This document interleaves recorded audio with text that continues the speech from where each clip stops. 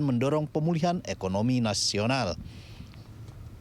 Menurut Erik, program stimulus ini sedang difinalisasi agar bisa dijalankan Kementerian Ketenagakerjaan. Fokus bantuan pemerintah kali ini adalah 13,8 juta pekerja non-PNS dan BUMN yang aktif terdaftar di BPJS Ketenagakerjaan dengan iuran di bawah Rp150.000 per bulan atau setara dengan gaji di bawah Rp5 juta per bulan. Bantuan sebesar Rp600.000 per bulan selama 4 bulan akan langsung diberikan per 2 bulan ke rekening masing-masing pekerja.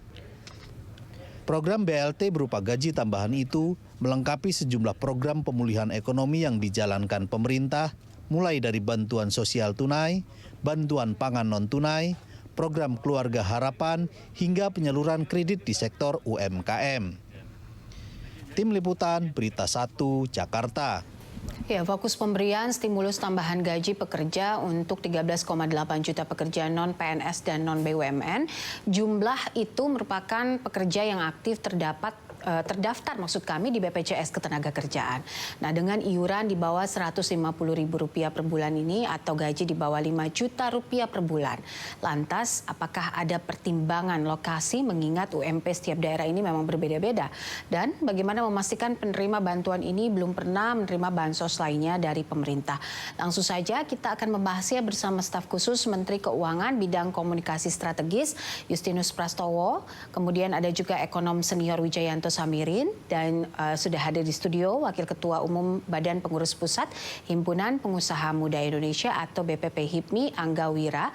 Namun sebelum kita memulai perbincangan, kita akan simak terlebih dahulu pernyataan dari Ketua Satgas Pemulihan Ekonomi Nasional yang juga Wakil Menteri BUMN Budi Gunadi Sadikin. Nah, kita sudah bikin pemerintah program untuk segmen yang besar. 29 juta keluarga yang paling bawah atau sekitar 120 juta orang itu sudah dibantu dengan program sosial banyak macamnya.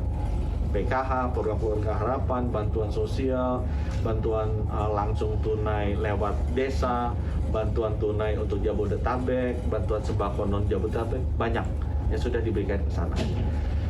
Segmen yang kedua adalah yang berhenti kerja atau yang di PHK. Itu juga sudah diberikan bantuan kartu prakerja yang besarnya sekitar 3,5 juta untuk 4 bulan. Dan itu mereka bisa spend untuk bisa meningkatkan juga memutar roda ekonomi lagi. Nah, kita melihat ada segmen yang belum mendapatkan bantuan atau perhatian. Adalah pekerja formal yang karena perusahaannya kinerjanya turun sehingga mereka sebagian dirumahkan, ada juga yang dipotong gajinya.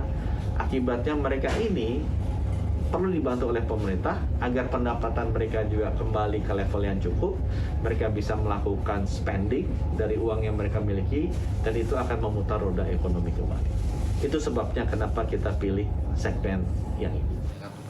Ya, BLT pekerja untuk siapa? Itu yang menjadi judul kami dalam Hot Ekonomi kali ini. Saya langsung sapa saja staf khusus Menkyu bidang komunikasi strategis ada Pak Justinus Prastowo, ekonom senior Wijayanto Samirin, dan juga Waketum BPP HIPMI Mas Angga Wira di studio. Mas Angga, terima kasih sudah hadir. Pak Justinus dan juga Pak Wijayanto yang juga sudah bergabung bersama kami melalui telekonferensi. Saya langsung saja ke Pak Justinus. Ini baru tahap difinalisasi, sebenarnya seperti apa strateginya ke depan, skemanya seperti apa, dan kapan akan dilakukan? Ya, terima kasih Mbak Popi. Memang betul ini sedang difinalisasi, dan sebenarnya skema insentif ini adalah pengisi ruang yang selama ini belum sepenuhnya terisi karena kita fokus pertama di bansos untuk kelompok miskin, tidak mampu, dan korban PHK, dan juga para pelaku UKM. Nah, sekarang kita mulai fokus kepada kelompok pekerja. Kelas menengah sudah mendapat insentif pajak, nah sekarang untuk pekerja di bawah 5 juta per bulan gajinya mendapatkan bantuan tunai selama 4 bulan sebesar 600.000 per bulan. Konsepnya kurang lebih adalah betul bahwa data yang akan dipakai itu sebagian besar dari BPJS Ketenagakerjaan dan mungkin juga dari BPJS Kesehatan. Tetapi tidak tertutup karena tidak semua perusahaan mendaftarkan karyawannya di BPJS, maka ada ruang juga untuk para pekerja yang memenuhi syarat gaji di bawah 5 juta tadi tetap mendapatkan insentif ini. Pak Justinus, para pekerja yang juga memenuhi syarat ini seperti apa? Karena kan banyaknya sektor informal kita, jumlahnya lebih banyak daripada sektor formal kita kalau kita lihat datanya. Ya, yang penting mereka ini pekerja tentu bisa masuk dalam skema ini. Sekarang kan sedang dipikirkan cara yang paling mungkin, paling efektif bisa mendaftar dan mendata mereka sehingga mereka bisa mendapatkan bantuan ini. Apakah nanti melalui pemberi kerja yang mendaftarkan atau mereka voluntary diminta mendaftarkan dengan mendaftarkan identitas mereka, itu sedang dipikirkan, termasuk sekarang sedang mendengarkan masukan dari banyak asosiasi dan kementerian lembaga lainnya, Mbak Popi.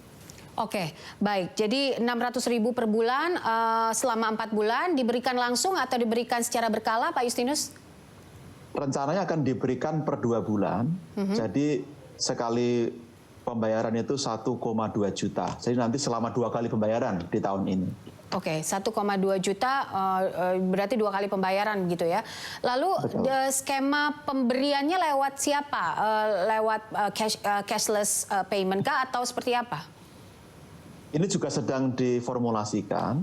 Kalau data itu sudah ada di BPJS, seharusnya sudah ada informasi yang lebih akurat mengenai pemberi kerja dan karyawan, termasuk karyawan yang mengiur BPJS itu pasti punya rekening tempat mereka menerima gaji bulanan. Ini akan lebih mudah. Nah, di luar itu sedang dipikirkan apakah nanti pemberian tunai melalui rekening yang didaftarkan atau mungkin bisa diambil di tempat lain seperti kantor pos dan tempat lain. Ini yang sedang difinalkan, Mbak Popi. Baik. Oke, saya ke Pak Wijayanto dulu. Pak Wijayanto, seperti apa pendapat Anda dan tanggapan Anda tentang stimulus baru yang akan digelontorkan oleh pemerintah? Ya, krisis COVID ini kan menimbulkan masalah ekonomi multidimensi, begitu ya. Jadi solusinya juga harus